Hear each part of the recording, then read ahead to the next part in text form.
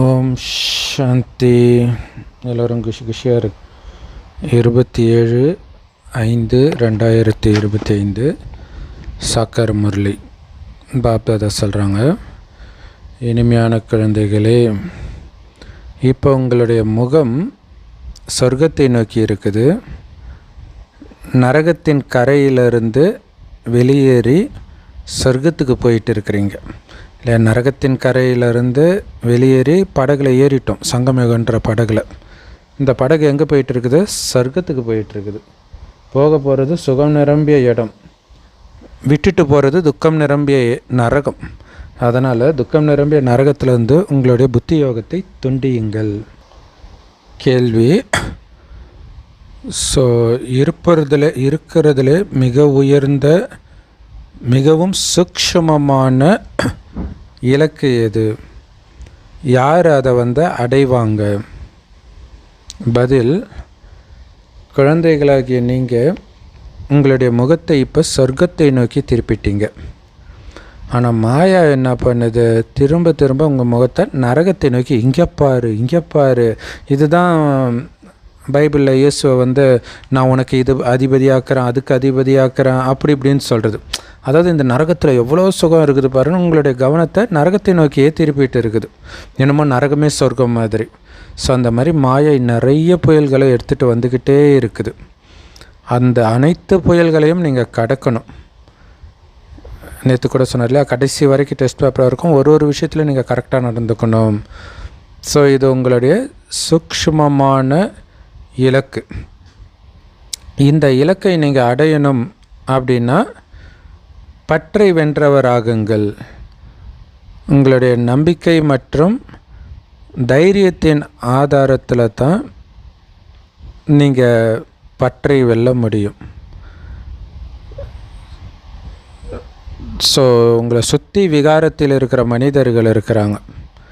ஆனால் நீங்களோ விகாரமற்ற அன்னப்பறவை ஆகிறதுக்காக முயற்சி பண்ணிகிட்டு இருக்கிறீங்க.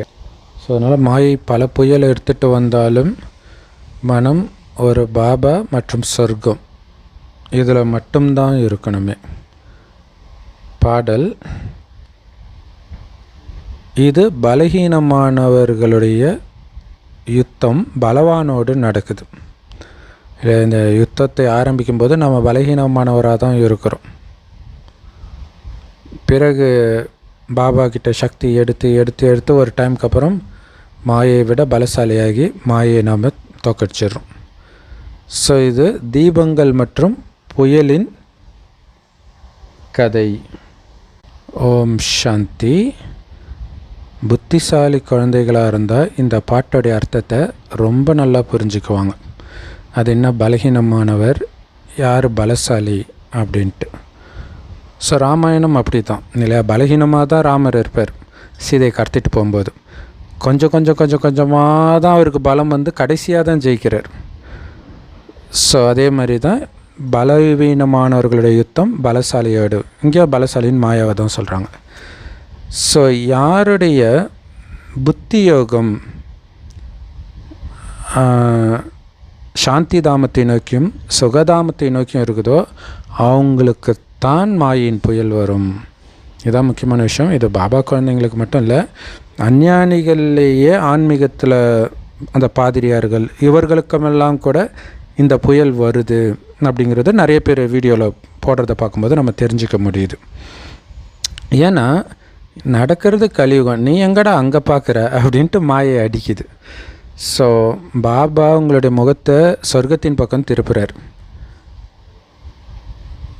அஞ்ஞான மார்க்கத்தில் கூட உங்களுக்கு புது வீடு கட்டுறாங்கன்னு தெரிந்தாலே பழைய வீட்டின் மேலே உங்களுக்கு கவனம் போயிடும். அங்கேருந்து முகத்தை திருப்பிட்டு எப்படா புது வீடு வரும் அதை பற்றிய சிந்தனையிலே இருப்பீங்க, எப்போ அது ரெடி ஆகும்ட்டு. ஸோ இங்கே மிக அற்புதமான வீடு, 2500 வருஷம் வாழப்போகிறோம் அந்த சொர்க்கத்தில். ஒரு சின்ன குறை கூட இருக்காது. அப்போ உங்களுக்கு அந்த ஏக்கம் இருக்கணும்ல. ஸோ குழந்தைகளுக்கு இப்போ சதா விழிப்புணர்வு இருக்குது. சொர்க்கம் எப்போ ஸ்தாபனையாகும், நாம் அந்த சுகதாமத்துக்கு போகிறதுக்கு அப்படிங்கிறது தான் இப்போ உங்களுடைய சிந்தனை இருந்துக்கிட்டே இருக்குது இல்லையா, உருவாகிட்டே இருக்குது. எல்லாமே இந்த துக்கதாமத்தை விட்டு போய் தான் ஆகணும். பாபா ஒட்டுமொத்த உலகத்தில் இருக்கக்கூடிய எல்லா மனிதர்களுக்கும் புரிய வைக்கிறார். குழந்தைகளே, சொர்க்கத்தின் வாசல் இப்போ திறந்துட்டு இருக்குது இல்லை. ஒன்று துக்கதாமத்திலேருந்து போகிறீங்க, அது ரொம்ப சந்தோஷமான விஷயம். இன்னொன்று சொர்க்க வாசலும் திறந்துக்கிட்டே இருக்குது. அதனால் உங்களுடைய புத்தி யோகம் அந்த சொர்க்கத்தை பற்றிய சிந்தனையில் தான் மூழ்கி இருக்கணும், அந்த பக்கம்தான் திரும்பி இருக்கணும். சொர்க்கத்துக்கு போகிறவங்கள தான் தூய்மையானவர்கள்னு சொல்லுவோம். நரகத்தில் இருப்பவர்கள் அழுக்கானவர்கள்.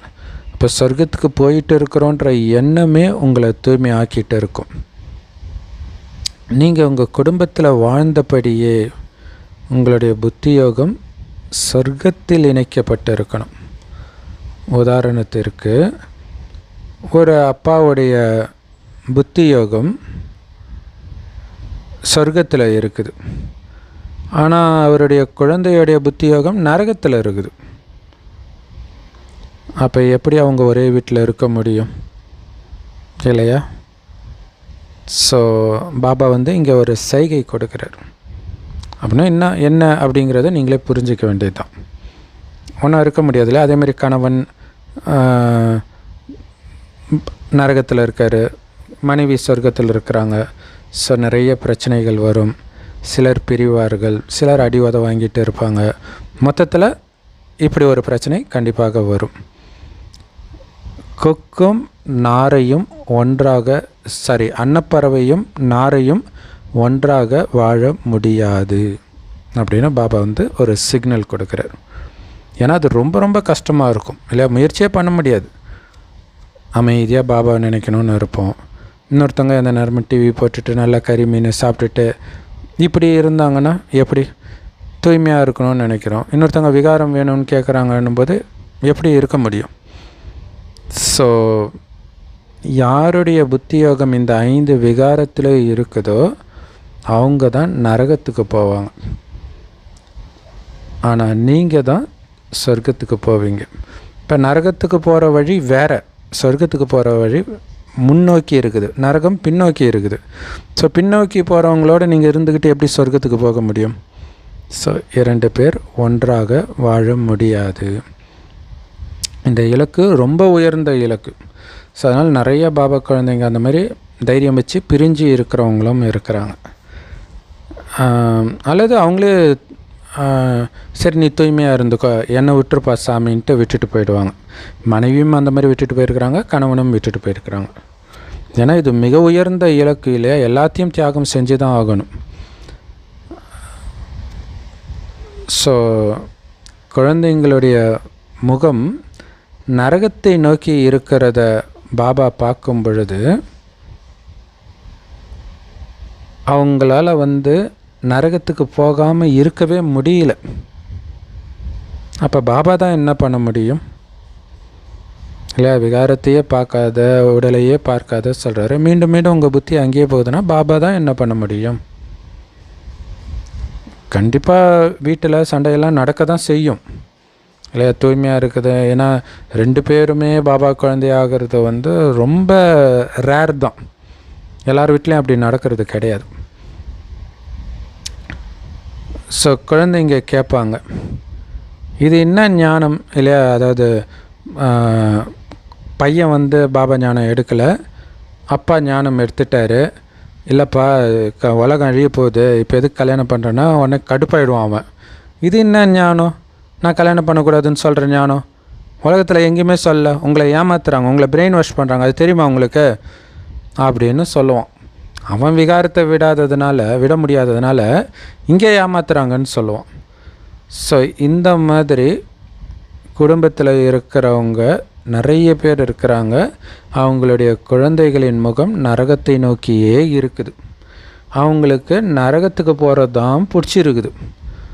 நரகத்தின் பக்கம் புத்தியை செலுத்தாதன்னு அப்பா சொல்லிக்கிட்டு இருந்தாலும் அவங்க கேட்குறது இல்லை. ஸோ அப்பா சொல்கிறத கேட்குறதே இல்லைன்னா கடவுள் மட்டும் என்ன பண்ண முடியும், அல்லது அப்பா தான் என்ன பண்ண முடியும்? ஸோ உங்களுடைய மனநிலை பற்றை வென்றவராக இருக்கணும் இல்லையா? அது ரொம்ப முக்கியமானது. சில சமயம் அப்பாவை விட்டுட்டு கூட பையன் போயிடுவான். இந்த மாதிரி ஞானம் உள்ள அப்பா எனக்கு தேவையே கிடையாது, கறிமீன் சாப்பிடக்கூடாதுன்னு இதுன்னு அதுன்னுவாருன்ட்டு கல்யாணம் பண்ணிட்டு போயிடுவான். ஸோ அப்போ நிறைய நீங்கள் இழக்க வேண்டி இருக்கும். ஸோ அதுக்கு தான் பாபா சொல்கிறார், பற்றை வென்றவர் ஆகணும். முழு ஞானமும் இப்போ ஆத்மாக்களில் இருக்குது. அப்பாவுடைய ஆத்மா சொல்லுது, அவனை உருவாக்குனதே நான் தான், ஆனால் நான் சொல்கிறத கேட்க மாட்டானே அப்படின்னு சொல்லுது. ஸோ சிலர் இது அவன் ஞானத்தை எடுக்கலை பையன், அதனால் விட்டு போகிறான், ஓகே. ஆனால் சில பிராமண குழந்தைகளுடைய, அதாவது பிராமணர் ஆன பிறகும் கூட அவர்களுடைய புத்தி நரகத்தின் பக்கமே போகுது, நரகத்தின் அடி ஆழத்துக்கு போயிடுறாங்க. ஸோ அதனால தான் குழந்தைங்களுக்கு பாபா புரிய வைக்கிறாரு, இது ஞான கடலின் சபை. ஸோ ஞான சபை அப்படிலாம் நிறைய பேர் வைப்பாங்க. ஸோ இதுதான் அர்த்தம் போல இருக்கும். ஞான கடலின் சபை இது. பக்தி மார்க்கத்தில் இந்திர சபை அப்படின்னு சொல்லப்படுது. இதே விஷயந்தான், இந்த ஞானக்கடல் சிவபாபாவுடைய சபை தான் அப்படி சொல்லப்பட்டிருக்குது. ஸோ புக்கராஜ் பரி, நீலாம்பரி, மாணிக்கப்பரி, இந்த மாதிரி நிறைய ரத்தினங்களுடைய வகைகள் நினைவு செய்யப்படுது, அந்த நவரத்தினங்கள். ஸோ இதெல்லாம் பாபா குழந்தைகளில் இத்தனை ரத்தினங்கள் இருக்கிறாங்க. ஏன்னா அவங்க ஞான நடனம் ஆடுறாங்க. பலவிதமான தேவதைகள் இருக்கிறாங்க. ஸோ இங்கே முக்கியமான விஷயம் என்னென்னா தூய்மையாக இருக்கணும். அதுதான் இங்கே முக்கியமான விஷயமே.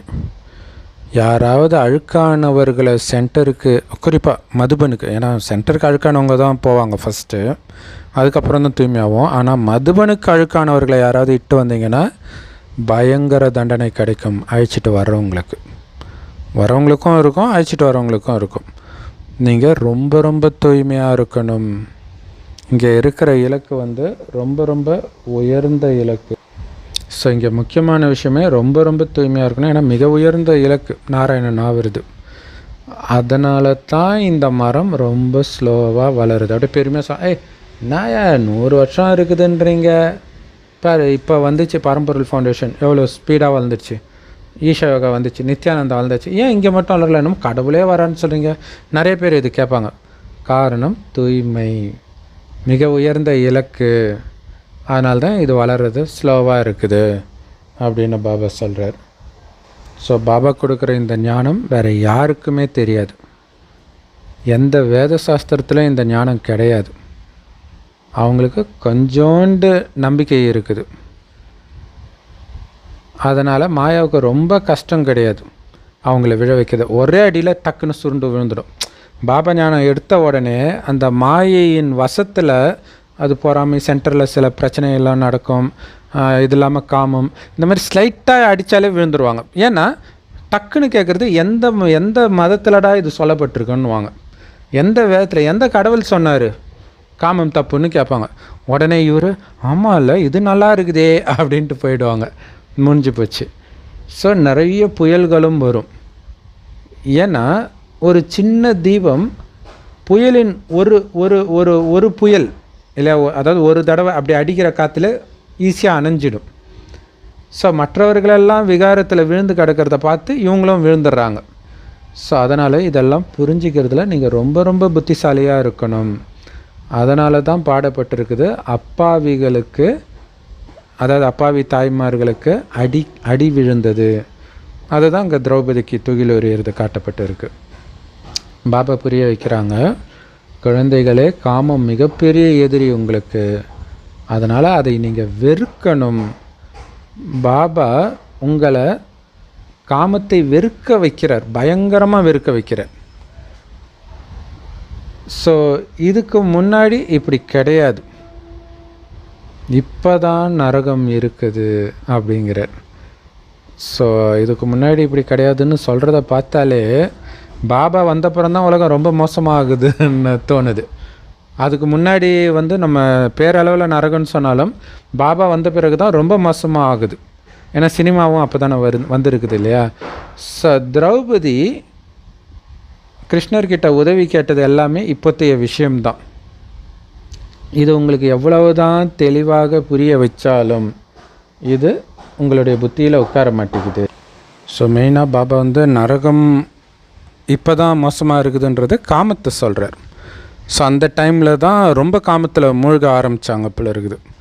ஸோ அந்த நேரத்தில் தான் நிறைய பேர் சொல்லுவாங்க, தாத்தா காலத்தில் 2-3 பொண்டாட்டிலாம் இருந்துச்சு, அப்போல்லாம் மோசமாக இருந்துச்சு, அந்த டைமில் தான் விழ ஆரம்பிச்சிருக்காங்க. இவங்க இதை வச்சு என்ன பண்ணிட்டாங்க, அப்போ இதுக்கு முன்னாடிலாம் அதை விட மோசமாக இருந்திருக்கும் அப்படி புரிஞ்சுக்கிறாங்க. ஆனால் அந்த டைம் தான் அந்த ஒரு 2 ஜென்ரேஷன் முன்னாடி தான் அப்படி பயங்கரமாக விழ ஆரம்பிச்சிருக்கிறாங்க. ஸோ இந்த காலச்சக்கர படம் ரொம்ப சூப்பராக இருக்குது. சொர்க்கத்தின் வாசல் அப்படின்ட்டு அந்த சங்கமயுகத்தை நாம் எழுதுகிறோம். மனிதர்கள் அந்த படத்தை பார்த்து ரொம்ப தெளிவாக புரிஞ்சிக்க முடியும். ஆனால் அந்த அளவுக்கு ஏணிப்படியை பார்த்து புரிஞ்சிக்க முடியாது. இல்லை, ஏணிப்படி மேலே இருந்தாங்க, இறங்கிட்டு வந்துக்கிட்டே இருக்கிறாங்க, அவ்வளோதான். மறுபடியும் அவங்க உயர்ந்த இடத்துக்கு போவாங்கன்றது சக்கரத்தில் க்ளீனாக இருக்கும். நாளுக்கு நாள் உங்களுடைய படங்களில் எல்லாத்துலேயும் பாபா கரெக்ஷன் கொடுத்துக்கிட்டே தான் இருக்கிறாரு. நமக்கும் டச் ஆகி நிறைய கரெக்ஷன் பண்ணிட்டு தான் இருக்கிறோம். ஸோ பாபா சொல்கிறாங்க, நான் உங்களுக்கு முற்றிலும் புது கட்டளை கொடுக்குறேன். இல்லை, பாபா கொடுக்கறது எந்த வேதத்துலேயும் இருக்காது. ஸோ இது என்ன பாருங்கள், சாத்தானுடைய பவர் பார்த்திங்கன்னா இது பைபிள் குரானில் இருக்குது. கடைசி நேரத்தில் நீங்கள் கேட்காத புது புது விஷயத்தை எடுத்துகிட்டு வருவாங்க, நம்பாதீங்க, அது சாத்தானுடைய தந்திரம் அப்படின்ட்டு. ஆட பாவீங்களா. ஸோ பாபாவுடைய ஞானத்தை எடுக்க விடாமல் அவங்க மதம் பண்ணிடுது. ஸோ பாபா சொல்கிறாங்க, இந்த எல்லா கட்டளைகளும் ஆரம்பத்திலே மொத்தமாக பாபா கொடுக்க முடியாது. இன்றைக்கி உலகம் எப்படி இருக்குது பாருங்கள், எவ்வளவு துக்கம் இருக்குது. இங்கே அவங்க குழந்தைங்க மேலே எவ்வளோ பற்று இருக்குது. குழந்தை இறந்துட்டா பைத்தியம் பிடிச்ச மாதிரி ஆயிடுறாங்க. அளவற்ற துக்கம் இருக்குது இங்கே. பணக்காரங்களாக இருக்கிறவங்களாம் சந்தோஷமாக இருக்கிறாங்கன்னு அர்த்தம் கிடையாது. இல்லை, இது எனக்கு தெரிஞ்ச முதல்ல நடிகை விஜயசாந்தி தான் சொல்லியிருக்கிறாங்க. இல்லை, அவங்க பணக்காரராகவே இருந்தே சொன்னாங்க. யாருங்க சொன்னால் பணக்காரங்களாம் சந்தோஷமாக இருக்கிறாங்கன்ட்டு? அவங்களுக்கும் கஷ்டம் இருக்கும் அப்படின்னு சொல்கிறாங்க. ஸோ பாபாவும் சொல்கிறார், பணக்காரங்களாக இருந்தால் சந்தோஷமாக இருப்பாங்கலாம் அர்த்தம் கிடையாது. பலவிதமான நோய்கள் அவங்களுக்கும் தானே வருது. ஆக்சுவலாக சில நோய்களை பணக்கார நோயின்னே சொல்லுவாங்க. அந்த காலத்துலாம் ஹார்ட் அட்டாக்கு, இந்த ப்ரெஷரு, சுகர் எல்லாமே பணக்காரங்களுக்கு தான் வரும். ஏன்னா அவங்க தான் நிறைய சாப்பிடுவாங்க, அந்தளவுக்கு உழைப்பு இருக்காது. இப்போ எல்லாருமே இந்த கம்ப்யூட்டர்லாம் பெருசாக கை கால் அசைக்கிறது இல்லாதனால இன்றைக்கி எல்லாருக்குமே எல்லா நோயுமே வர ஆரம்பிச்சிச்சு. அவங்க பாட்டுக்கு ஆஸ்பத்திரியில் படுத்த படுக்கையாக இருக்கிறாங்க. கோமா ஸ்டேஜிலலாம் அம்பானி இருந்திருக்கிறார் இல்லையா, பெரிய அம்பானி. என்ன, ஏழைகள் ஜென்ரல் வார்டில் இருப்பாங்க, பணக்காரங்க ஸ்பெஷல் வார்டில் இருப்பாங்க. தனி ரூம் இருக்கும் அவங்களுக்கு. ஆனால் வலி ஒன்று தானே 2 பேருக்கும். ஏழையும் பணக்காரனும் ஒரே வலியை தான் அனுபவிக்கிறான். என்ன, அவங்களுக்கு நல்ல ரூம் இருக்கும், கொஞ்சம் நல்லா பார்த்துக்குவாங்க நர்ஸு, அவங்கெல்லாம். மொத்தத்தில் நோய் ஒன்று தான். பாபா நமக்கு சொல்லி கொடுத்துட்டு இருக்கிறாருன்னு நாம் இப்போ புரிஞ்சுக்கிட்டோம்.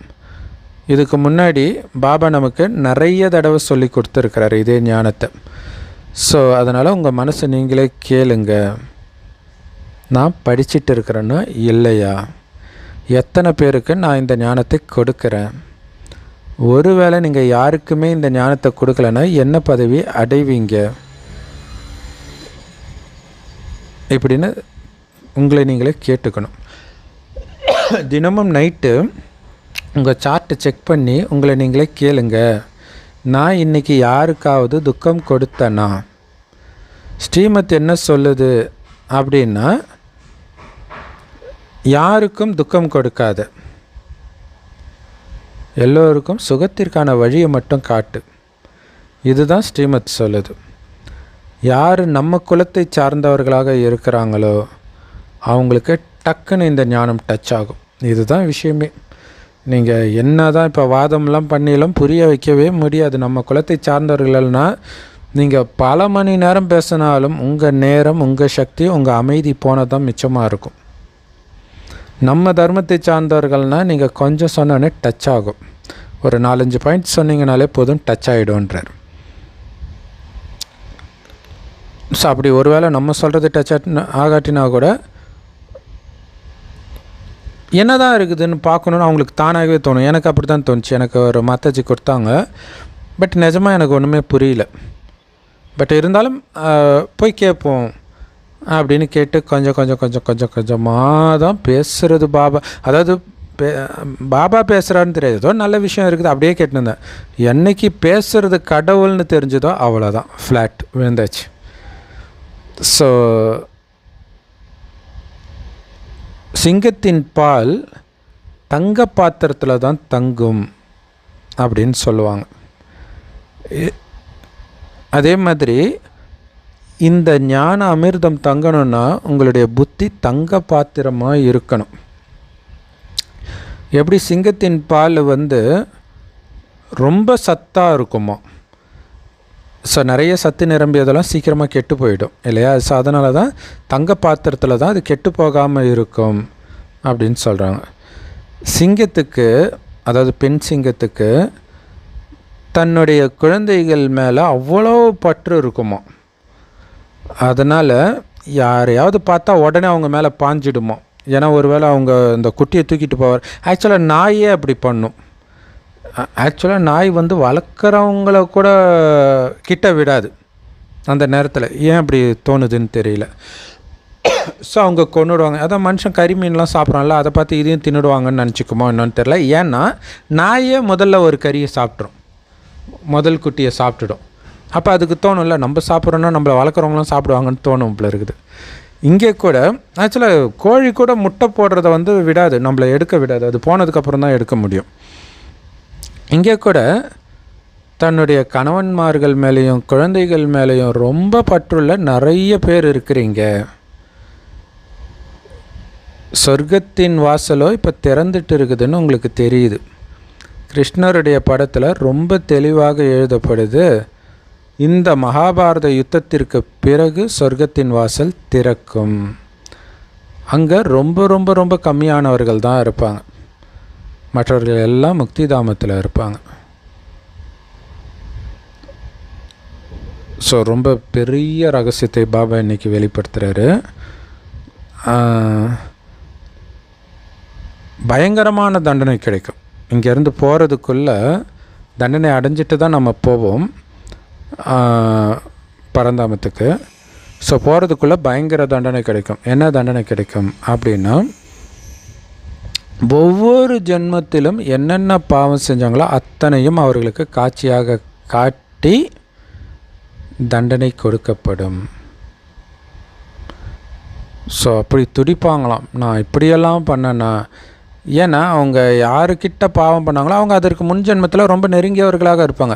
அந்த உடல்னு மயங்கி தான் நேற்று அவ்யக்த இஷாராவில் சொன்னார் இல்லையா, உடம்பு வேறு ஆத்மா வேறு. ஆனால் நான் ஆத்மா, என்னுடையது உடம்பு. ஆனால் என்னுடையதை நான் நினச்சதுனால தான் உங்களுக்கு பெரிய தலைவலி அப்படின்னு சொல்லியிருப்பார். ஸோ இதையெல்லாம் பாபா கடைசியில் போட்டு காட்டும்போது துடிப்போம் நம்ம. ஸோ பிறகு ஒரு பைசாவுக்கு உதவாத பதவி தான் அடைவாங்க.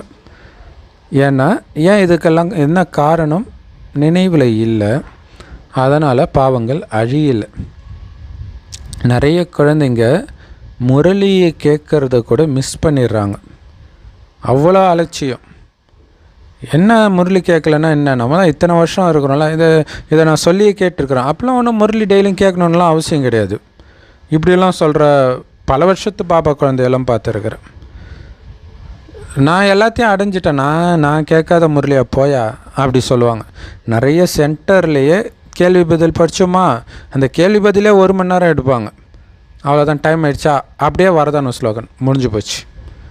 இப்படி நடக்குது நிறைய சென்டர், கீதா பாட்சாலை எல்லா இடத்துலையுமே. ஸோ அப்போ விளக்கம் சொல்லலாம், நிறைய மெயினாக மதுபன்லேருந்து விளக்கம் சொல்லாதீங்கன்னே வந்துச்சு. ஏன்னா விளக்கம் சொல்கிறேன்ற பேரில் முரளியை தொடுறதே கிடையாது. அங்கே அந்த அந்த கேள்வி பதிலுக்கும் முன்னாடி ஒரு சாரம் இருக்குது பாருங்கள், அதையே 1 மணி நேரம் எடுத்துகிட்டு போயிடுவாங்க. அப்போ இவங்க புத்திசாலித்தனத்தை காட்டுறதுக்கு முரளி இல்லையா, அதில் இருக்கிறது தான் நமக்குள்ளே மேஜிக் பண்ணும். ஸோ அப்படியே இருக்கிறவங்க கண்டிப்பாக அவங்க என்ன தான் தினமும் முரளி கிளாஸ் எடுத்தாலும் அவங்க படிக்காத கணக்கு தான். ஏன்னா அவங்க முதல் 2 லைனில் படிச்சுட்டு போயிட்டா அதான் முரளி. அதுக்காக நம்ம கஷ்டப்பட்டு சென்டருக்கு போகிறோம். ஸோ நல்லா பக்காவாக இருக்கிற குழந்தைங்க அந்த மாதிரி சென்டருக்கு போகிறத விட்டுட்டு வேறு எங்கேயாவது கீதா பாடசாலைக்கோ அந்த மாதிரி போயிடுவாங்க. ஸோ அதே மாதிரி அந்த மாதிரி கதை அளக்கிறவங்க வந்தாங்கன்னா ஐயோ அவங்களா அப்படின்ட்டு போகிறத விட்டுருவாங்க. இதில் வேறு இங்கே பாபாவுடைய ஸ்ரீமத்தை சொல்லுவாங்க, இல்லை நீங்கள் ஏன் அவங்கள பார்க்குறீங்க, பாபான்னு பாருங்கள், என்ன பாபா தான் வீண் கதையை பேசுகிறாரா? ஸோ இந்த மாதிரி பாபாவுடைய ஞானத்தை வைத்தே நம்மளை தவறாக வழி நடத்துகிறவங்க நிறைய பேர் இருப்பாங்க. ஸோ ரொம்ப எச்சரிக்கையாக இருக்கணும். அவங்க முரளியை பற்றியே கண்டுக்கிறது கிடையாது. ஸோ இந்த மாதிரி நிறைய தேக அபிமானத்தில் இருக்கிறவங்க இருக்கிறாங்க. இதனால் தனக்குத்தானே நஷ்டத்தை மட்டும்தான் ஏற்படுத்திக்கிறாங்க. இது பாபாவுக்கு நல்லாவே தெரியும். அதனால் நீங்கள் இங்கே வரும் பொழுது பாபா என்ன தெரியுமா கேட்பாராம், குழந்தை இது வரைக்கும் எத்தனை முரளி மிஸ் பண்ணியிருக்கிற அப்படின்னு கேட்பாராம். எவ்வளோ பெரிய விஷயம் பார்த்தீங்களா? ஒருவேளை அதில் நல்ல பாயிண்ட், ரொம்ப ரொம்ப நல்ல பாயிண்ட் இருந்துச்சுன்னா உனக்கு எப்படி தெரியும் மிஸ் பண்ணனா? கரெக்ட் தானே? இப்போ இன்றைக்கி கூட சொல்கிறாரு ஒவ்வொரு ஜென்மத்தின் காட்சி கிடைக்கும்ன்ட்டு. ஸோ இதுக்கு முன்னாடியெல்லாம் இல்லை, எந்த முரளியிலும் அது இல்லை. இன்றைக்கி ஒரு நாள் முரளி தானேன்னு விட்டுருப்பீங்க. ஆனால் அதில் தான் மிகப்பெரிய ரகசியம் இருக்கும், உங்களுக்கு மிகப்பெரிய எச்சரிக்கை இருக்கும். அதான் இது தெரியாதனாலே நீங்கள் அலட்சியமாக இருப்பீங்க. ஏன்னா டெய்லியுமே நிறைய பாயிண்ட்ஸ் வருது. அதனால தான் அதுக்கு அட்டண்டன்ஸ் போடணும்னு வர பாபா. நிறைய பேர் இருக்கிறாங்க. ஸோ தினம் தினம் நிறைய கருத்துக்கள் வருது முரளியில். நிறைய பேர் எப்படி இருக்கிறாங்க அப்படின்னா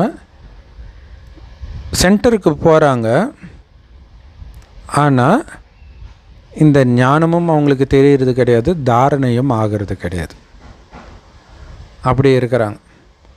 ஆனால் சென்டருக்கு போகிறாங்க. ஸோ சென்டருக்கு போகிறாங்கன்னா என்ன அர்த்தம்? ரெகுலராக போகிறது கிடையாது, வியாழக்கிழமை மட்டும் போகிறது, அல்லது ஏதாவது ஒரு ஃபங்க்ஷன்னா மட்டும் போகிறது. அப்போ அவங்க கால் பண்ணி கூப்பிடுவாங்களா, இவங்களுக்கு ஒரு விஐபின்னு நினப்பு. குறைஞ்சது அப்போயாவது ஞானத்தை கேட்டு அவங்களுக்கு டச் ஆகாதான்னு கூப்பிட்றாங்க. பட் இவங்களுக்கு என்ன கூப்பிடுவாங்க, நிறைய ஃபங்க்ஷன் கூப்பிடுவாங்க அப்படின்னு நிறைய பெரிய பெரிய ஆட்கள்லாம் சொல்லுவாங்க. பாபா சொல்கிறாரு, ஸ்ரீமத்தையே ஃபாலோ பண்ணலன்னா உங்களுக்கு என்ன பதவி கிடைக்கும்?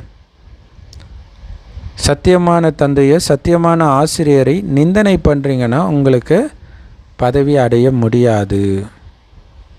எல்லோரும் ராஜா ஆக முடியாது.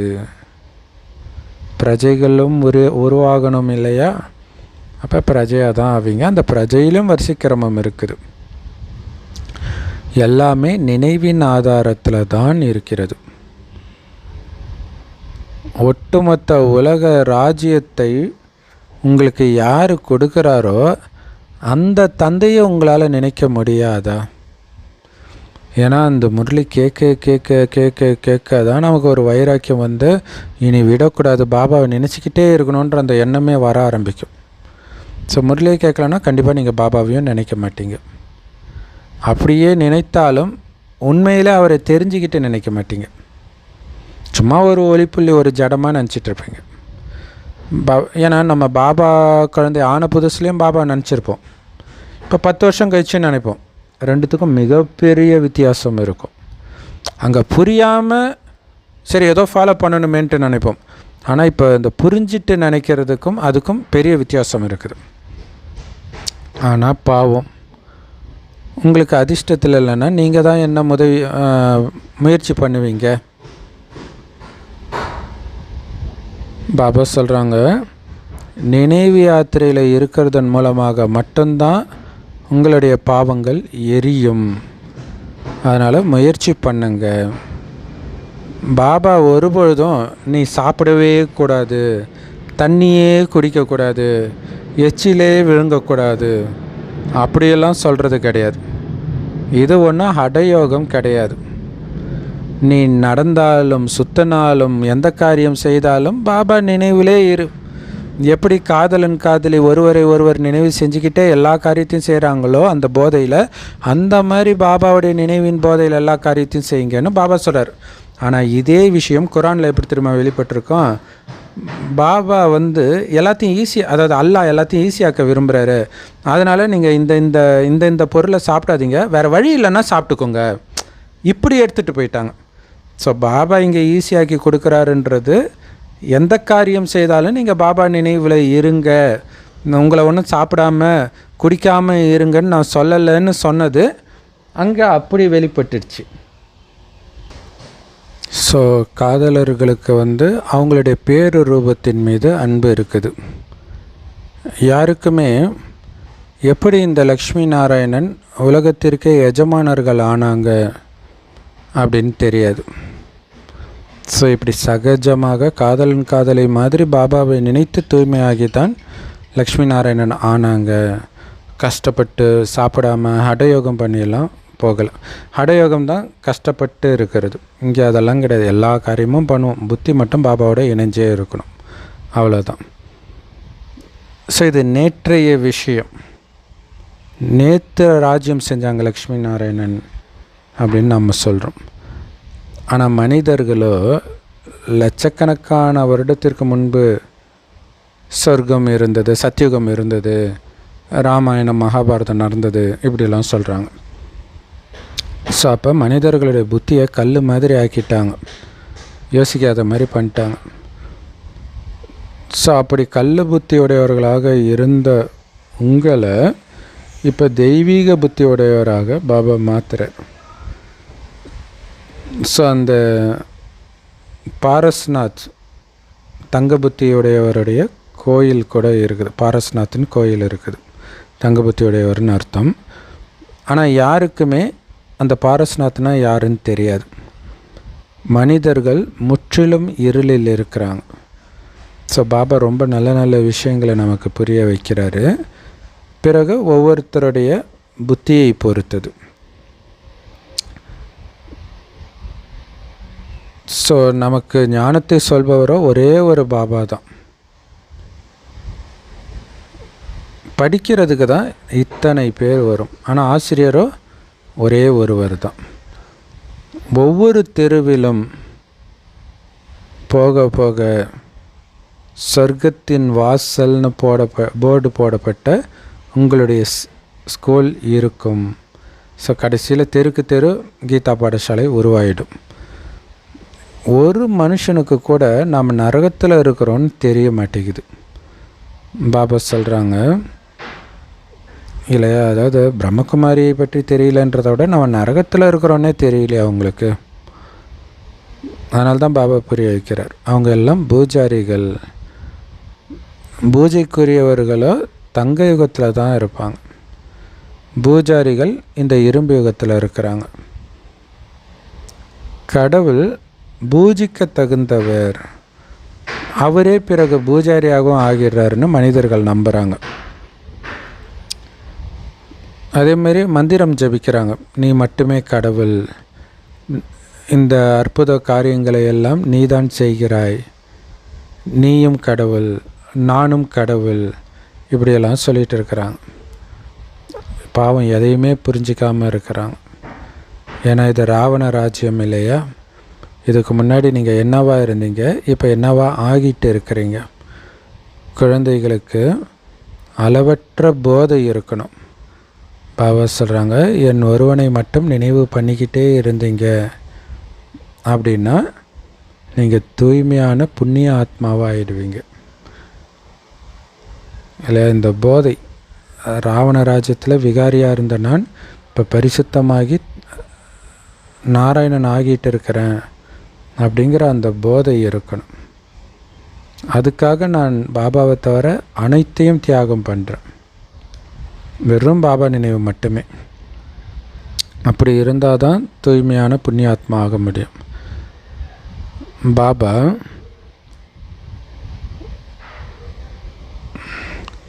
உண்மையில் ஆத்மாக்கள் சொர்க்கத்துக்கு போகிறதுக்கு புண்ணிய காலம் அப்படிலாம் சொல்லுவாங்க பக்தியில்.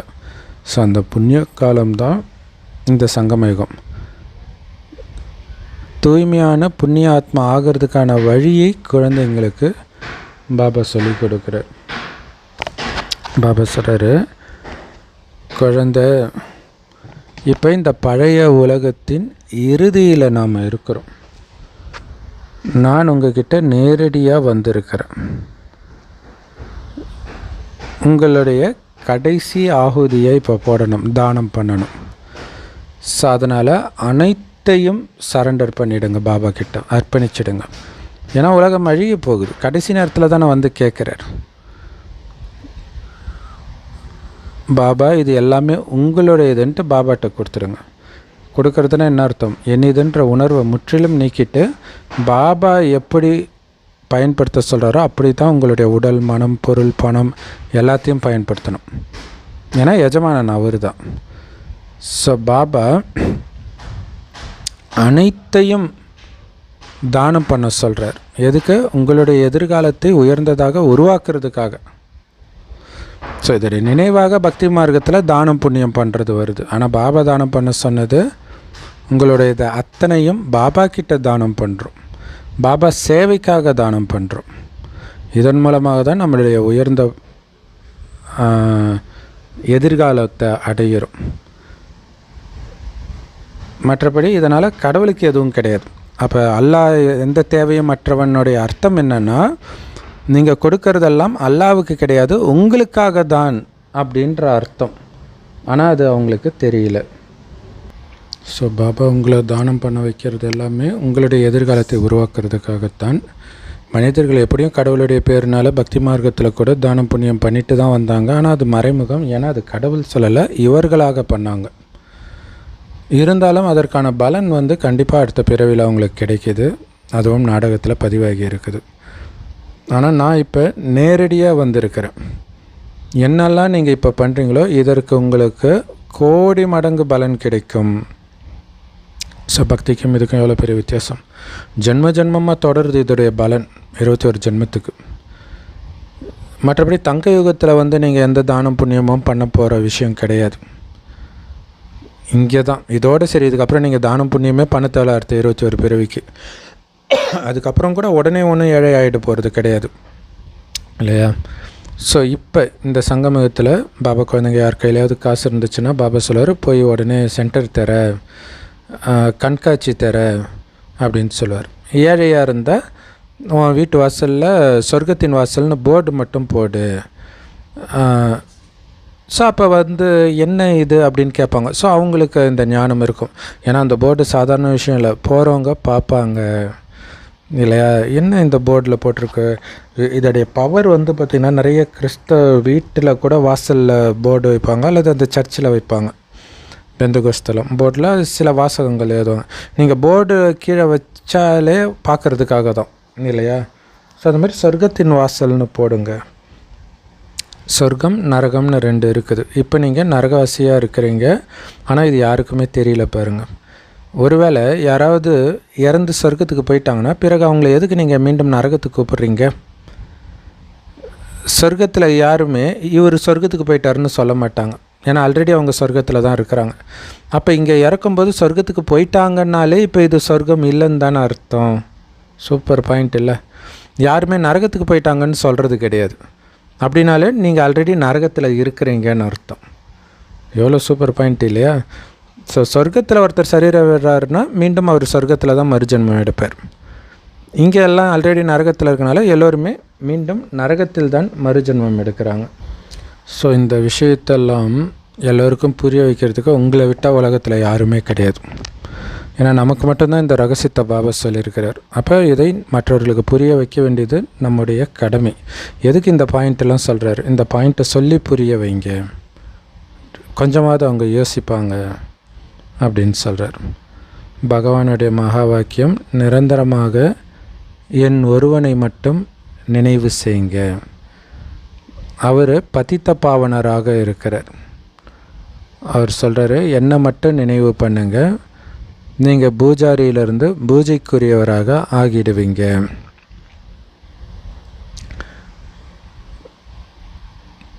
ஸோ இங்கே மெயின் நிரந்தரமாக அவரை நினைக்கணும், அவரை மட்டும் நினைவு செய்யணும்.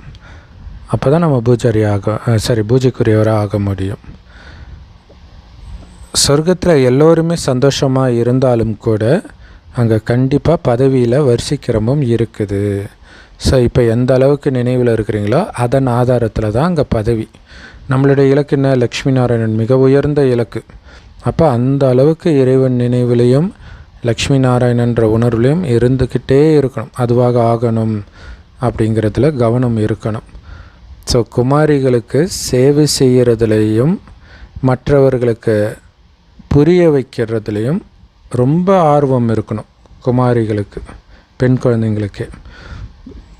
ஸோ பாரதத்தை சொர்க்கமாக்கிட்டு இருக்கிறேன் அப்படின்னு மற்றவர்களுக்கு சொல்கிறதுல உங்களுக்கு சந்தோஷம் இருக்கணும். நாங்கள் பாரதத்தை சொர்க்கமாக்கிட்டு இருக்கிறோம். இல்லை மற்றவர்கள் சொர்க்கத்துக்கு ரெடி பண்ணுறோன்னுவாங்க, ஆனால் சொர்க்கம் எங்கே இருக்குன்னே தெரியாது. எங்கே இருக்குது? இப்போ கைலாய யாத்திரை போகிறாங்க, எங்கே போகிறாங்கன்னு அவங்களுக்கு தெரியும், அவங்க பின்னாடி நீங்கள் போகலாம். அவங்க எங்கே போகிறோன்னே தெரியாது, சொர்க்கம் எங்கே இருக்குன்னே தெரியாத இடத்துக்கு எப்படிரா போவீங்க? அப்போ நம்ம சொல்லலாம், எங்கே இதே அது. அப்போ நம்ம சொல்கிறது பாருங்க, இந்த பாரதத்தை நாங்கள் சொர்க்கமாக்கிட்டு இருக்கிறோம். குமாரிகள் தான் 21 தலைமுறைகளை உயர்த்துபவள் அப்படின்னு சொல்லப்படுது. அப்படின்னா மற்றவர்களை 21 ஜென்மத்திற்கு உயர்த்துகிறாள் அப்படின்னு அர்த்தம். நல்லது. அற்புதமான முரளி கொடுத்த அன்பான பாப்தாதாவுக்கு அன்பு நினைவுகள் மற்றும் காலை வணக்கம். இந்த பழைய உலகம் இப்போ முடிய போகுது.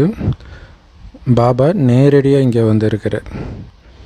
ஸோ அதனால் உங்களை முழுசாக பாபா கிட்ட அர்ப்பணிச்சுட்டு சொல்லுங்கள், பாபா இது எல்லாமே உன்னுடையது. ஸோ இந்த யுக்தியின் மூலமாக நீங்கள் தூய்மையான புண்ணிய ஆத்மா ஆகிடுவீங்க. இல்லை எல்லாமே பாபாவுடையது என்னும் பொழுது கடவுளுடைய பொருளை பயன்படுத்துகிறேன் அப்படின்றது எப்படி இருக்கும்? அதை தப்பாக பயன்படுத்த மாட்டீங்க. உங்களுடைய மனம், உடல் எல்லாமே கடவுளுடையது. அப்போ மனதினால் தவறான எண்ணம் கூட உருவாக்குறதுக்கு உங்களுக்கு உரிமை கிடையாது. ஸோ இதுதான் சிவன் சொத்துக்கள நாசம். இல்லை அந்த உடலும் கடவுளுடையது, மனமும் கடவுளுடையதுன்னும் போது உங்கள் இஷ்டத்துக்கு சிந்திக்கிறது கூட வாய்ப்பு கிடையாது. அப்படி நீங்கள் சிந்திச்சிங்க அப்படின்னா உங்களுடைய 21 ஜென்மம் நாசமாயிடுது, அதாவது அழிஞ்சு போயிடுது, பதவியை அழிச்சிக்கிறீங்க. அடுத்தது, ஒரு நாள் கூட முரளியை தவற விடாதீங்க. முரளி கேட்குறதுல அலட்சியமாக இருக்காதீங்க. இல்லை முரளியும் தவற விடக்கூடாது, முரளியில் ஒரு பாயிண்ட்டை கூட தவற விட்டுறக்கூடாது. ரொம்ப கவனம் கொடுக்கணும். கேட்குறது மட்டும் இல்லை, உள்வாங்கணும். அதனால தான் குறைஞ்சது 3 தடவையாவது படிக்கணுன்றார். ஸோ அதுக்கு ஒரு நல்ல யுக்தி என்ன தெரியுமா? ஒருவேளை உங்களுக்கு போர் அடிக்குதுன்னு ஃபீல் பண்ணிங்கன்னா வேறு மொழியில் நீங்கள் படிக்கலாம். அல்லது இப்போ தான் யூடியூப்பில் நீங்கள் இதை போட்டிங்கன்னா திரும்ப அதுவே ஓடிட்டு இருக்க போகுது. நீங்கள் சாப்பிடும்போது அந்த மாதிரி காரியம் செய்யும்போது அது மைண்டுக்குள்ளே ஓடிக்கிட்டே தான் இருக்கும். ஸோ இப்போ நல்ல இந்த சயின்ஸ் சாதனத்தை அற்புதமாக பயன்படுத்திக்கோங்க. அதுக்கப்புறம் இருக்க போகிறது கிடையாது. ஸோ அதனால் நான் ஒரு நாள் முரளி படிக்கலைன்னா என்ன ஆகிடப்போகுது அப்படின்னு நினைக்காதீங்க. நான் ஆல்ரெடி எல்லா ஞானத்தையும் எடுத்துட்டேன் அப்படிலாம் நினைக்காதீங்க. கட்டுறது கை மண் அளவு, கல்லாதது உலகளவு, கடல் அளவுன்றதெல்லாம் இந்த ஞானத்துக்கு தான் பொருந்தும். ஸோ அப்படி நினைக்கிறது தேக உணர்வு. எனக்கு எல்லாம் தெரியும் அப்படின்னு நினைக்கிறது. கண்டிப்பாக தினமும் முரளி படிங்க. எத்தனை வருஷம் ஆனாலும் குல்சார் தாதி, ஜானகி தாதி, மம்மா எல்லாம் மரணப்படுக்கையிலும் அவங்க படிச்சுட்டு தான் இருந்தாங்க. அவங்கள விடவா நமக்கு எல்லாம் தெரியும்?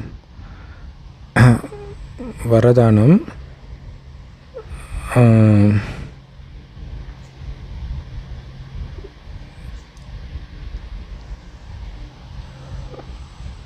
சுத்த தங்கம், அதாவது தன்னையே செதுக்கி கொள்ளக்கூடிய சுத்த தங்கமாகி ஒவ்வொரு காரியத்திலும் வெற்றி அடையக்கூடிய சுய பரிவர்த்தனை, அதாவது சுயமாற்றம் செய்பவர் ஆகுங்கள். அதுக்கு விளக்கம், யார் ஒவ்வொரு சூழ்நிலைக்கு ஏற்ப தன்னை மாற்றிக்கிறாங்களோ, அந்தந்த சூழ்நிலைக்கு ஏற்ற மாதிரி மாற்றிக்கலன்னா டென்ஷன் வரும், இதெல்லாம் வரும் இல்லையா? அந்தந்த சூழ்நிலைக்கு ஏற்ப வளைஞ்சு கொடுத்து போகிறது. அப்படி யார் தன்னை சூழலுக்கு ஏற்ப மாற்றிக்கிறாங்களோ, அடாப்ட் ஆகிக்கிறாங்களோ, தன்னை மாற்றிக்கிறது, அதுதான் சுய பரிவர்த்தனை. அப்படி சுய பரிவர்த்தனை செய்பவராக யார் மாறுறாங்களோ அவங்க நிரந்தரமாக வெற்றி பெறுபவர்களாக இருப்பாங்க. இல்லை அவங்களுக்கு எதுவுமே தடையாக இருக்காது. ஏன்னா அதுக்கேற்ற மாதிரி மாறிக்குவாங்க. ஸோ ஒரு சுறுசுறுப்பான சேவாதாரி கூட இருக்கிறாங்கன்னா அதுக்கேற்ற மாதிரி சேவை, இல்லை மந்தமாக இருக்கிறாங்களா அதுக்கேற்ற மாதிரி மாறிக்குவாங்க. ஸோ அதனால தான் எப்போவுமே உங்களை மாற்றிக்கொள்வதைத்தான் நீங்கள் லட்சியமாக வச்சுக்கணும். ஸோ மற்றவர்கள் மாறினால் நான் மாறுவேன் அப்படி இருக்கக்கூடாது. இல்லை மற்றவன் அமைதியாக இருந்தால் நானும் அமைதியாக தான் இருப்பேன் அப்படி கிடையாது. மற்றவங்க மாறுறாங்க, மாறலை, நான் மாறணும். நான் அமைதியாக சிரித்த முகத்தோடு தான் இருப்பேன். உள்ளும் புறமும் ஆனந்தமாக லேசான தன்மையோடு தான் இருப்பேன். இதில் நீங்கள் அர்ஜுனன் ஆகணும். அர்ஜுனன் அர்த்தம் நான் தான் முதலில் அப்படின்னு யார் வராங்களோ அவங்க தான் அர்ஜுனன். ஸோ அதனால் உங்களை மாற்றுவதில் சுய பரிவர்த்தனையில் நீங்கள் தான் முதலாக இருக்கணும். அவங்களுக்கு முன்னாடி நீங்கள் மாறிடணும். இது ஒரு போட்டி இல்லையா? ஸோ இதில் யார் ஃபஸ்ட்டாக, அதாவது தன்னை மாற்றிக்கொள்வதில் யார் முதல்ல வராங்களோ அவங்க தான் நம்பர் 1 பதவியும் அடைய முடியும். ஏன்னா தன்னைத்தானே யார் பக்குவப்படுத்திக்கிறாங்களோ அவங்க தான் சொக்கத்தங்கம். அதாவது இந்த தங்கத்தை அச்சு வார்ப்பாங்க இல்லையா? தங்கத்தை உருக்கி அச்சில் போட்டு தான் எடுப்பாங்க. ஸோ அப்போ அந்த தங்கம் தண்ணியாக இருக்கும். அப்படி தண்ணியாக இருக்கக்கூடியவர்களாக நீங்கள் இருக்கும்போது தான், ஏன்னா அந்த நல்லா கொதிக்க வைக்கும்போது தான் அது சுத்த தங்கமாகும் இல்லையா?